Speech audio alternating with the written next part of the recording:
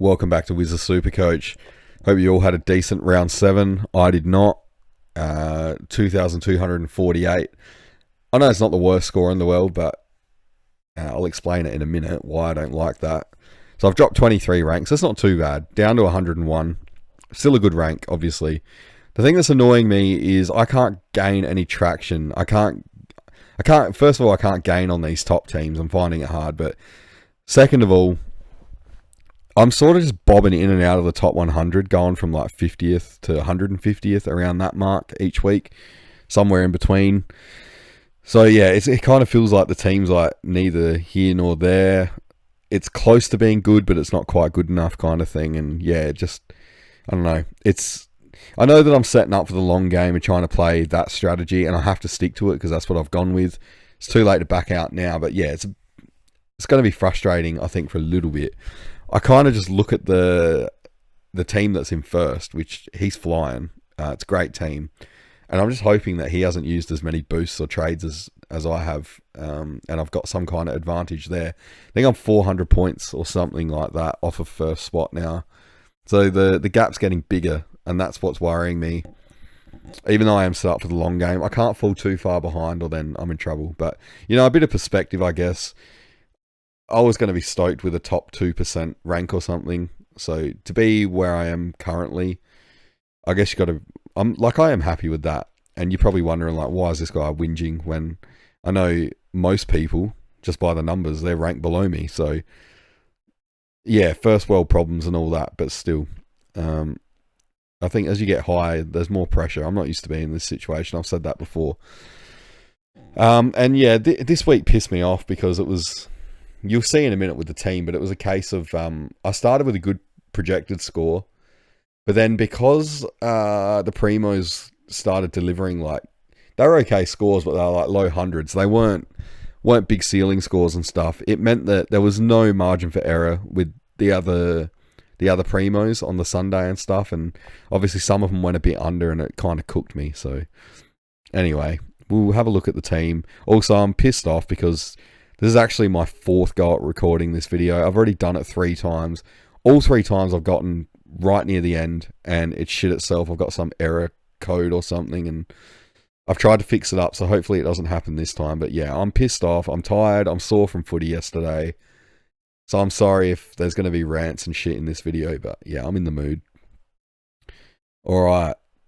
So 28 trades, 3 boosts. As I said, I hope that is some kind of advantage on these top teams, because when I look at them, I wonder how on earth they've gotten the lineup that they've gotten. Because a lot of the players would have been out of reach to begin with, so they've had to have traded them in. I'm just guessing, obviously, but yeah, I'm hoping that that's my advantage, is having the 3 boosts and the 28 trades. Otherwise, I'm probably a bit stuck, and I'll just have to be content with a decent rank rather than actually having a chance at winning it. So yeah, you can see with the team what I mean. There's like some underwhelming scores, not absolutely terrible, but yeah, just these low 100s kind of scores. And the rookies were pretty good, but it's not good enough, especially when so far this season I've been relying on these, the guns and rookies approach. The guns have been going big, and this week it didn't really happen. So that's all right. Long term, I think the team's not too bad, but I'm starting to get worried about a couple of these Primos now. So from the back, you got Sinclair with his 95. That's all right, but 2 down scores out of the last 3. Not heaps worried. I'm not as confident that he'll be top 2 defenders now, but I'm still sure he'll be top 6. What I can see is that his role hasn't really changed, but that the Saints are less reliant on him. We saw it kind of like last year. I think they knew that they couldn't make finals, and that their main goal was just to keep Nas, and they went into this phase where they were just force feeding Nas the ball, and Sinclair obviously as well, because they were doing so shit. He kind of just picked it up, and then we get to this year. They're actually playing decent at the moment. I wouldn't say great, but they're decent, and they're playing real footy again. They're not having to rely on 1 or 2 players. So, Sinclair's playing his role, but he's not having to go absolutely crazy to try and get them over the line when they're winning by 100 points. So, Yeah, he'll bounce back. I can see St Kilda dropping off and he'll just pick it up again. Or at least I'm hoping. But I wouldn't be too worried. And Ash with a 92 is not...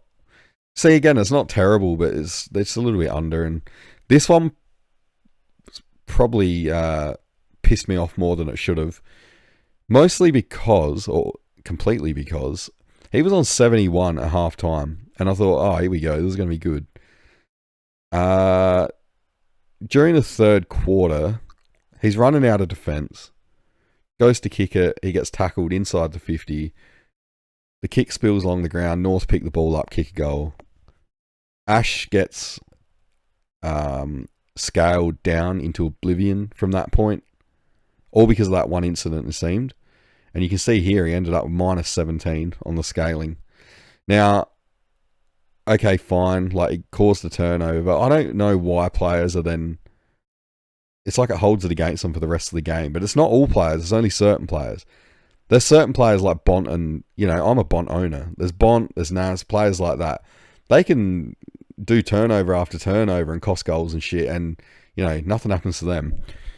But then you have the mortals like Ash and other players where...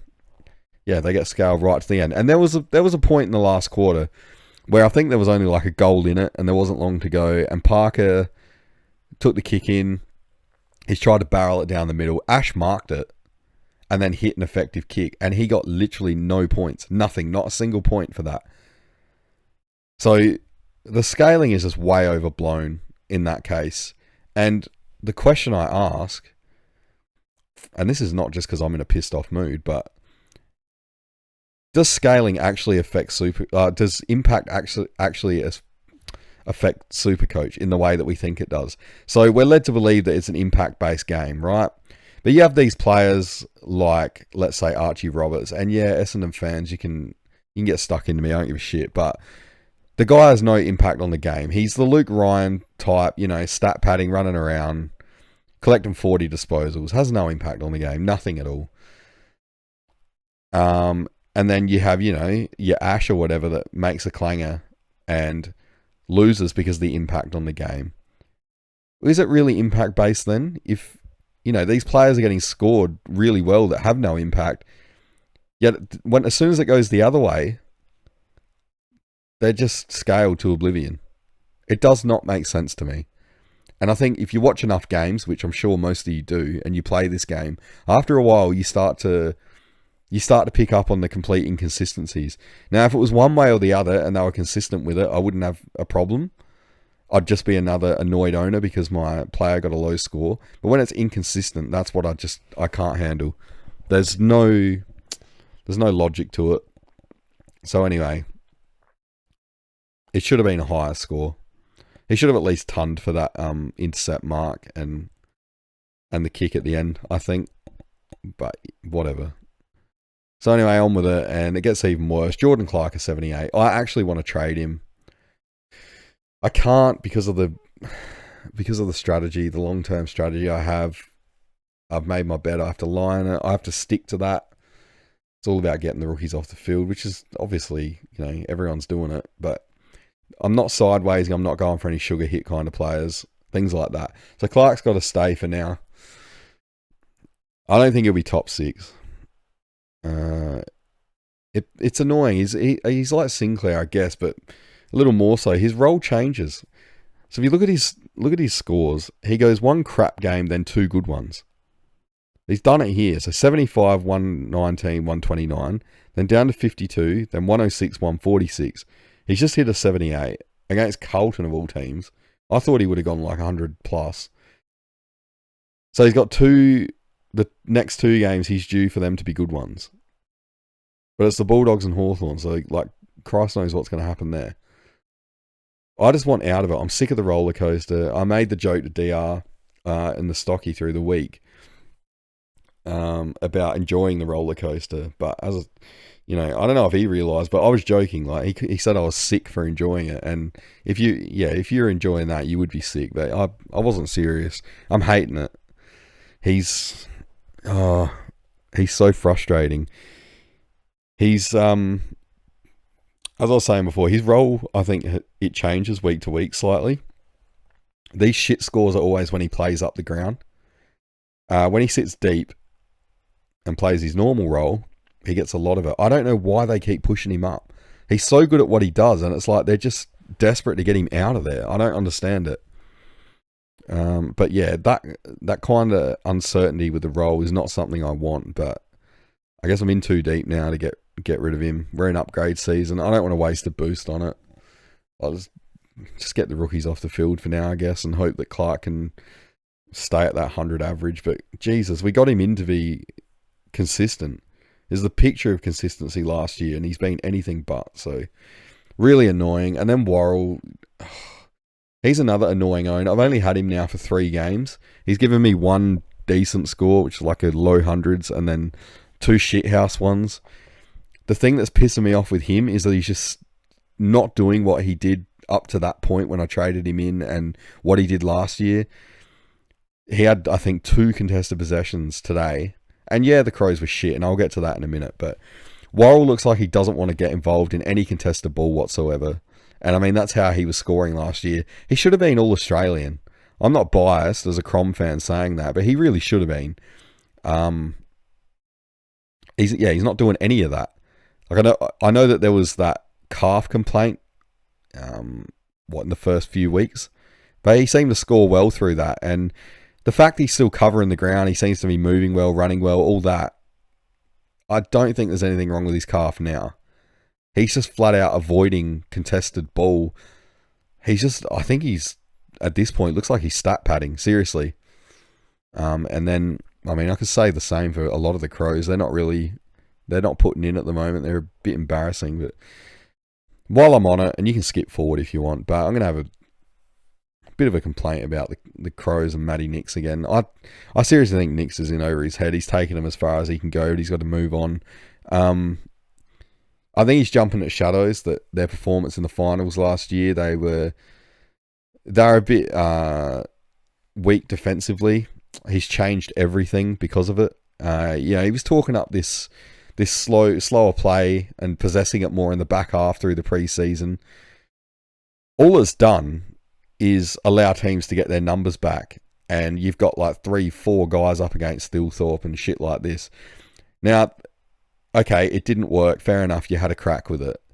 So I think the Bulldogs game was the best example of this one. First 3 quarters, they played that slow bullshit game, and the Dogs got all their defenders back, and then at some point, obviously, they've realised it's not working, so let's try and move the ball quick. And when you've got a forward line like the Crom, with guys like Thilthorpe in it, get the ball down there quick and catch them one-on-one. Just get it in there and let the forwards do the rest. But no, not Matty Nix, and not in an era where the rules are favouring fast play, of course. No, let's go defensive and slow in the era with all these new rules. So they get to the point where it's not working, so they decide, let's play fast in the last quarter. By then it's too little too late, but they actually start scoring, and then they get close, and it's a respectable loss. So what happens the next week? They go back to the slow bullshit. Rinse, repeat. It keeps happening, and then today it was just a joke. They were just way off. The team just looked like they weren't trying, and I thought it was disgusting, and I put this on Twitter, but after what's just happened with the skipper, Jordan Dawson, and he was playing his heart out. He was amazing. Easily their best. Probably even best on ground. I don't know, but really, outside of Laird and Tex when he was on, it didn't really look like anyone was trying too hard. They were absolutely terrible. And I think it's disrespectful to the captain that they didn't seem to be putting in for him. Like, Jesus, the time that he's just had, and he can go out there and give it everything. Why the hell can't these other guys? It's terrible to watch. I'm so disinterested with the Crom this year. It's just such a nothing year so far, and I can't see it going anywhere. As I said, Nix, I think, has taken him as far as he can. There's no killer instinct. There's no adaptability. What more can I say? I know I'm not alone in saying that, but it's terrible to watch. Anyway, moving on. Back to Supercoach and this shit heap of team. A positive. I didn't trade out Sarong. A lot of people did. I had a just a gut feeling to hold on to him. I thought he'd do well this week. He repaid the faith. He got a 92. And funnily enough, he could be on the chopping block this week because... so he's got the 55 break even, but he's playing at the SCG this week. Now, it's small ground, narrow ground. We know all that. His scores at the SCG this year are 77, 54, and 48. So he doesn't score well there, really. He might do all right. They got Melbourne, but yeah, he could be on the block, which is crazy after he scored a 92 and did like serve me so well this week. Points per dollar, he outscored all these donkey so-called primos, but yeah, that's just the way the game is. It could be his time. And then Lindsay, I don't know, there's not enough good things to say about the guy. Rate him as a player, obviously in Supercoach as well. Just plays like someone who's a 150 gamer. His kicks are so good. He's got a cool head. I'd love him at the Crom, I'll tell you. But yeah, West Coast have picked up a really good one there. 132 today, so 63% of people fielded him. But for the other 37% that didn't, I know it hurts he didn't have the 132 on the field, but think of the amount of money that we're all going to make off of that score, like off the back of that. So he's back down to minus 24 break even, and he's already made us 184k. So yeah, it's going to be big from here. So, you know, silver lining for you.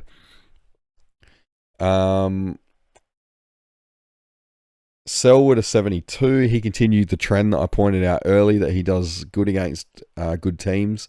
Obviously, there's more for him to defend. With the way the Bulldogs are at the moment, I don't think there's any easy games coming up for them because they're riddled with injuries. They've actually got an excuse, unlike the Crom. So yeah, it's going to be tough for them. They got Fremantle this week, so you think Selwood would probably go well in that. What's his break even? 15.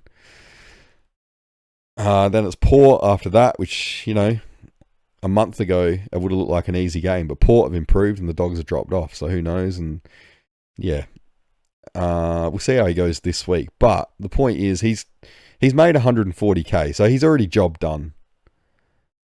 So he'll make money this week against Fremantle, and then yeah, we'll just assess after this whether he goes on the chopping block or not. But yeah, he's definitely been successful for those who held him past that. What was it, the 28 that people traded him out on? Yeah, he's been good since then, averaging about 70 over the last 3. And then Jakes, I'd be much more inclined to just trade Jakes. So he scored a 69, which not bad for a rookie, but now he's got a break even of 52. I just can't see a spike score coming for him.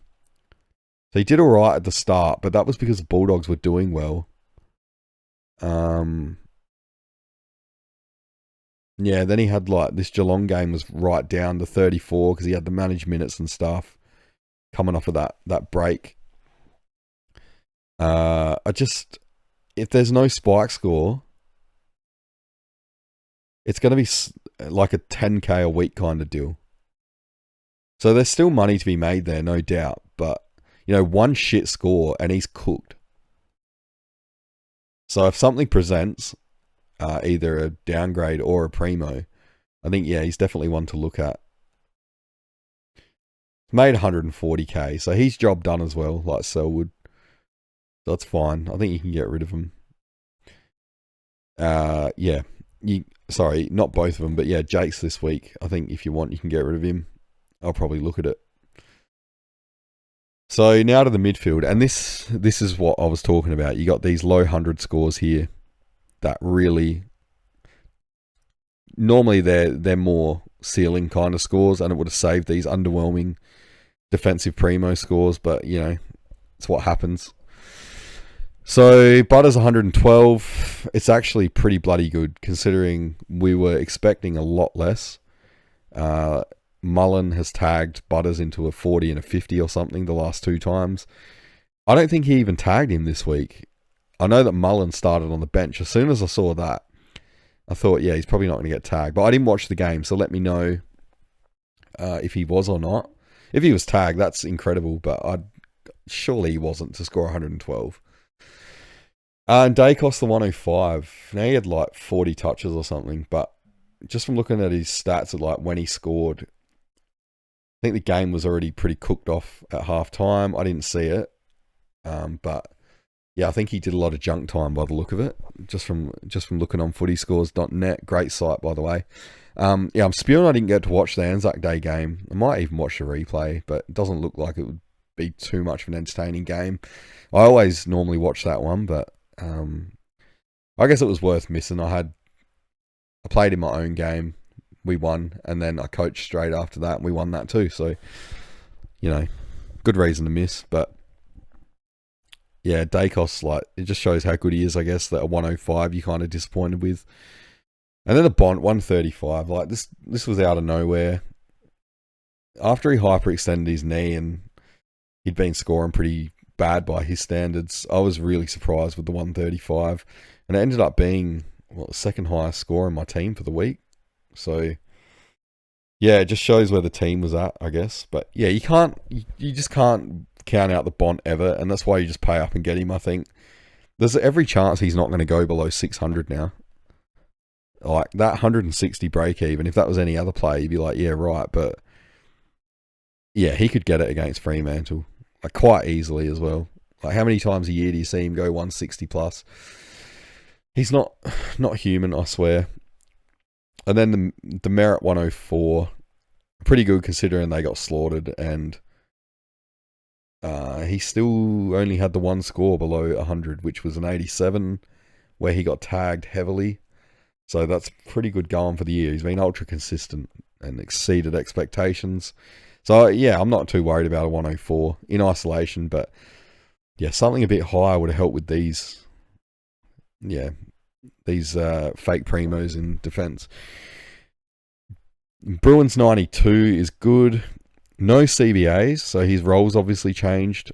And I mean, last week he lost his CBAs to accommodate Mullen, so that Mullen could tag. But I don't think, let's check it, but I don't think Mullen tagged, as I said. So let's have a look at this, the CBAs for the Cats. Who was in there? Oh, Mullen was in there. Maybe he was tagging Butters. Maybe Butters just broke it. Let me know in the comments, because I haven't watched it. I'm not going to watch a replay. I don't want to see Port win. Mullen 93%. Butters 96. He had to tag him. There's no way that their CBAs would match up like that if he wasn't getting tagged. That's crazy. So yeah, Butters, big hats off to him. But anyway, so it happened last week, and it's obviously happened this week. So that Mullen could tag, Bruin lost his CBAs. I don't even mind it going forward if Bruin takes that. I think he played in defence. If he takes that role permanently, like, that's fine. Because he seems to score well back there. As long as he doesn't get trapped in the half forward or just some nothing role, I think it's fine to continue. Because he's actually been scoring well. We won't count the broken nose game against the Crom, because, that's pretty unfair. He's really only had the one shitty score outside of that, and that was the 56 against the Dogs. He's gone 90, between 90 and 115 every other game. So he's scoring in line with, not an uber primo, but like, a lower kind of primo. So we take that at that price, and he's made 120k now. So yeah, his job's done. But I think I'm going to hold him for a little bit longer, because should score well, I think, this week against North. Not that they're a pushover anymore, but Farrow 68 is another disappointing one from him. I bought him in, obviously, after his first price rise, so he's only made 95k for me, but I think another price rise will be fine, maybe 2, and then he can go.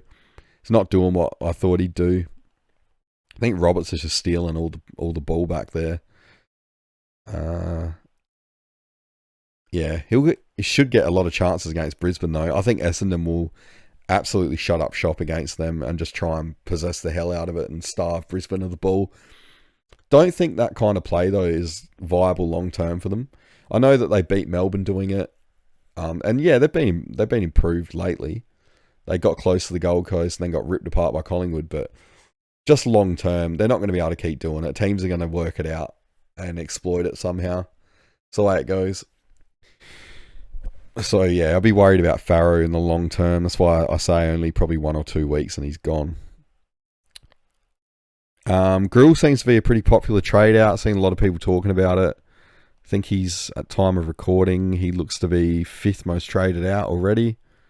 I know it's only early, but I'd be holding on to him. So obviously it depends on your team and what you want to do, who's available to chop and stuff, who you want to bring in and how much money you've got. But he's got West Coast this week and he's still got that great roll. So he's just dropped to 74 and a 66. So that 59 is about to roll out the system. So I would at least wait and see what he does against West Coast, because I think there's still money to be made here. Then he's got the Crom, St Kilda and Essendon in a row. So that could be a good month for him. I'm not saying he's going to like make another 100k, obviously, but I think he'll do well. I'm a big one on trying to persist with the starting rookies as long as you can, because kind of learnt the hard way last year. Guys like O'Sullivan and Zach Reed, like there was a point there where it looked logical to chop them, and then they went on to make like another 100k or something like that. It really hurt, and like especially later in the season. But the thing to remember is these rookies that play early in the year, they're the best we're going to get, because they're the ones that are chosen to play. They're not playing because there's injuries and shit by that point later in the year, and clubs have no choice. So these are the consistent ones. You want to hold on to them as long as you can. But I know it's hard because you don't want to fall behind, and especially if you're chasing these amazing teams that are top 10. But yeah, keep that in mind. And then on the flip side, Murdoch, while he was a little bit down this week, he plays against Richmond. So the Eagles and Richmond are both shit this year. So Murdoch should do well. Grill should do well. Murdoch's got a 0 break even, I believe. Yep. And he's already made 156k. So he's still going to make a shit ton more, but he's already, I consider him job done. To the bench. Now, I talked about this on Friday night in the trade video. Philippou, I did not want stuck on the same line as Anderson on the bench. Ideally, I wanted Philippou forward because I don't trust these two turkeys, Lombard and Edwards. It's my fault for picking them. But yeah, it happened exactly what I thought might happen. Now, I was probably 50-50 on whether Philippou would actually score well. I know a lot of you backed him in because he was up against West Coast, so well done to you. But yeah, he did. He went 98. But you got to remember, he's not going to play West Coast every week. So he's got Carlton next week. What I'm thinking of doing, because he's only made 100k, I don't quite want to get rid of him yet. And his DPP may come in handy because I don't know if everyone else has noticed, but this year, I feel like in previous years, we've gotten a lot of mid-forward DPP rookies and stuff. This year, it's all defender midfielders. So, yeah, these ones with the forward DPP, I think they're a bit more valuable than ever. But, yeah, my plan is he's got Carlton this week, then he's got the Suns. If he does well against Carlton, I'll keep him because that 98 will be in his system still. And it doesn't really matter what he does against the Suns at that point if he goes well against Carlton, because he got Richmond after the Suns. So I'd be happy to back him until then. But if he doesn't do very well against Carlton and he only just sort of gets past his break even, which we know he's prone to doing, what is his break even? 24. So yeah, no shit. He might only just get past the break even, which is crazy to say, but he might be good for a 40. Who knows? So if that's the case, you can't possibly hold him for another week through a almost certain shit Gold Coast score. So yeah, this week's going to be a big one for whether I hold him or not against Carlton. And Anderson, another low 70 score. Dependable field option for sure. I love watching him play. Again, spewing I didn't get to see the Anzac Day game, but minus 30 break even. He's going to make a heap more cash. Consistent, good job security, good role, you name it. He's great. Sharp. So this is an interesting one. Sharp is actually I think he's really important to my team. You're going to be thinking like, what the hell are you talking about? The guy's averaging 34. I hope that Sharp gets dropped this week because he's more important to this team not playing than when he plays. Obviously he's going to be really good. He's really highly rated. I'm not ragging on him at all, but in Supercoach purposes so far, he's been useless. He's not going to score enough to make money. I can't trade him because, not right now, because of what I'll have made 5k, and it's not worth a trade. But if he gets dropped and he's not playing, can avoid the rookie roulette a bit better and use him as a bit of a perma loop. Because unless he's going to start scoring, he's really no use to us playing at all. So yeah, hopefully he gets dropped. It's not nice to say for the kid, but I'm selfish. I want a good rank, and he's going to help me get it if he gets dropped. So, sorry, Dyson. So to the ruck line, it's funny this one because they went combined 256, which was actually underwhelming. Grundy had the Dogs matchup. Obviously no English.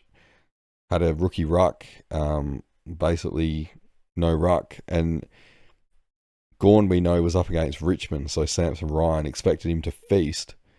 Now, when we did the stocky earlier in the week, DR actually posed the question, could this be the highest score we've seen out of a ruck combo?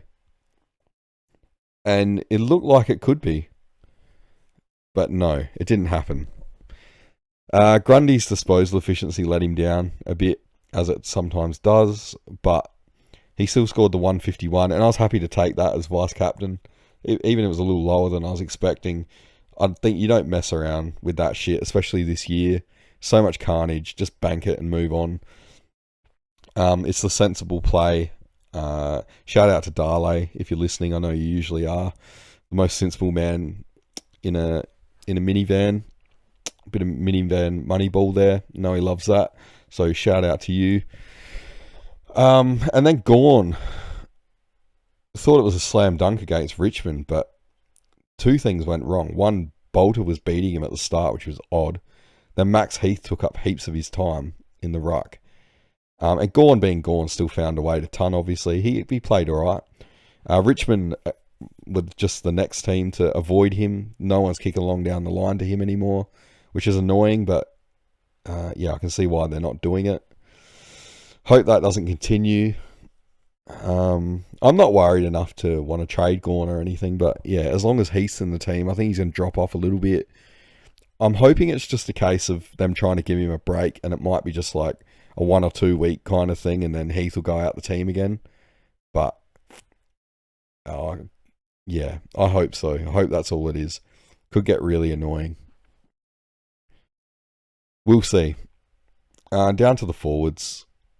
Sheasel 99, like, who gives a shit? Everyone has him. It's a little bit low for him, actually, but considering he had finger surgery or hand surgery or whatever it was through the week, I guess it's not too bad.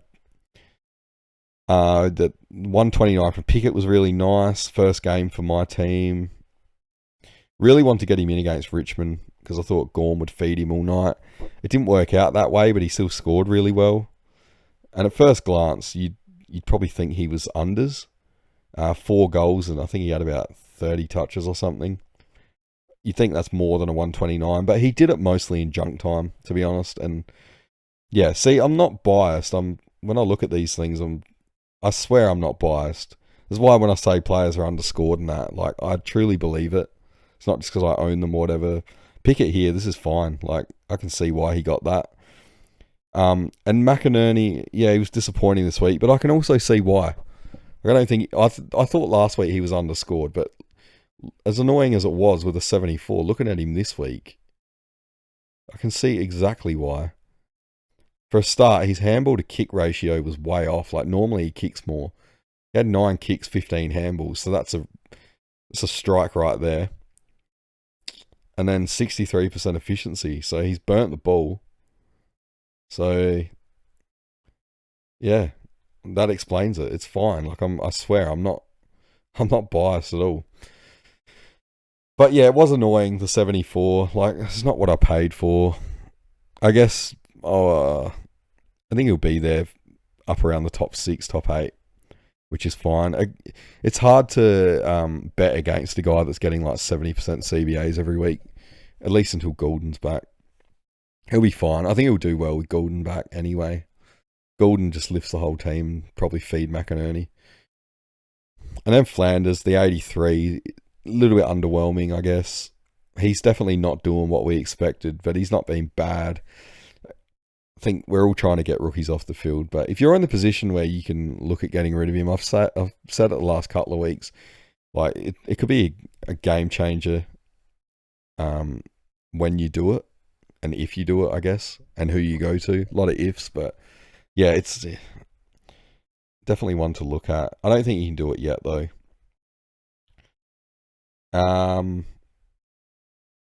Where am I up to? Cook. He was all right, actually. I know I said how shit the Crom were and stuff, and that none of them tried, but I take that back. Cook was pretty good. He tried. He's been a shining light this year, both, in Supercoach and just in general. Yeah, he's a good player. He's a good kick. I think he'll keep his spot. He'll keep keeping his spot. I think they're pretty hot on him now. I think you can hold him up to the bye, to be honest. Got the break even at 23. He should do well against Port. Then he's got Richmond and North. Now, I probably said it before, but North aren't as easy to score on as they once were, but they're also not that hard. So I'm sure he'll be okay there. So if he can bank like 3 good scores here against Port, Richmond, North, even if he doesn't against Hawthorn, we just ride it out and then punt him because he's got the early round 12 bye. By then, he could be up, I don't know, over 350, maybe getting towards 400 or something. But yeah, he's a pretty consistent scorer. I think he'll go around that 70 mark. Hopefully another 99, but who knows. Marshall didn't play. That was annoying with the late out because the illness. It meant I had to persist with one of these donkeys, Lombard and Edwards. Lombard's a pain in the ass. 49. You can't do anything with him. He's only made 90k. He's not worth a trade yet. And what could you even do? Like, there has to be a spike score coming. And then Edwards, I think he will get there's a run here where I can see it's going to happen. It's not going to be against Brisbane. So he's got the break even of 16. I think what's going to happen with him, he's going to be a slow burn, and over the next 3 weeks, it's going to get to the point where you probably, if he stays in the team, that is, you're going to think, all right, his break-even's catching up to his average, or it's even overtaken it, but I'm not going to trade him because in round 11 and 12, in 3 weeks' time, he's got Richmond and West Coast. And I think, was it Archer May? He injured himself pretty bad. So he's going to be out of the team. I can't see Edwards going out of that team for a while. Like, they've got no choice. Like, who do they bring in? McMahon's not bad, but he'd come in for May anyway. So, yeah, I think even if the break even catches the average, you just hold and wait for the round 11 and 12 games. Let him get hopefully spike scores in those two, and then just ride it out. The cash that creates in round 13 and maybe even 14, which gets you to his bye, and then he's gone. It's just, I think playing the long game, holding the faith with him. And then McAndrew in the flex, the 65. I think he's at the end of what we want to do with him. But, yeah, the break even now, 73. He's right up there. There's every chance he's going to get monstered physically by Sweet this week. I know Sweet likes those kind of skinny ruckmen. But, yeah, this is where it gets interesting. I've said before that I think they may rest him against Richmond. So, this is where it's getting really hard, because if they rest him against Richmond, you've missed out on his chance to actually score really well, which I think he would if he plays them. But if they do rest him there and he hasn't gone so well against Port, he's probably going to lose money. He's got Cherry after Richmond, so you really want to hope that he plays Richmond if you hold him. Because if you hold him and they do rest him, like I can see them bringing Rob in. Because like McAndrew looks knackered, and it doesn't matter who you put up against Richmond. Like I'm sure they'll do fine in the ruck. He'll still win, hopefully. But yeah, Rob would be fine against Richmond. I'm sure there's a rest coming. It just makes sense that that's the one. So yeah, it's definitely what you think's going to happen. It's up to you. I mean, I don't actually know, obviously, but yeah, I'm not sure what I'm going to do. Yeah, I don't know. It's a hard one. I'll have a think, and I'll probably do a live video this week, so I might discuss it in that after I've looked into it a bit more. Or yeah, in the trade video. I don't know. Yeah, so anyway, that's the team. It's not bad, like I mean it's probably good like long term and the position I'm in with the trades and the boosts and that. And there's still a lot of upside in the team, I think, but it's not where I want to be, that's all. It's just that like that rung below. There's like these A grade teams, and this is kind of like an A minus or something, I guess you'd say, at that rank. So yeah, I need to work out a way to start gaining ground, or I'm just going to fall too far back. So if anyone's got any ideas, let me know. But I think this week it's just going to be like a one up, one down scenario. I could boost having the 3. I could probably afford to do it, but I'm kind of saving them for the buys. I think I've heard previous winners say before that it's actually the end of the year when you can make up really fast ground, which is, I don't know, it's odd to think, but you know they must be right because they did it. So, yeah, got to take their word for it. It'd be illogical not to. So I hope that I wasn't too negative in this video. Yeah, as I said, I'm pretty pissed off having recorded this 3 times. And I'm up to 40 minutes and it hasn't given me an error message, so this should be fine. So yeah, thanks for watching. Let me know in the comments how you went and what you're thinking, because we're at that real make or break stage now, in a way. I've said before, I see the season in thirds. So round 8 is about to be the end of the first third. And you can already see it happening. There was those players that were killing it in the first that first period, and they're starting to fizzle out a little bit now. So I stand by it for sure. We're going to see in the next 8 or 9 rounds, it's going to be slightly different players, I think, and then we'll probably get more after that. But yeah, let me know in the comments how you went, what you're doing, and I'll either see you in the live video or in the trade video. So cheers.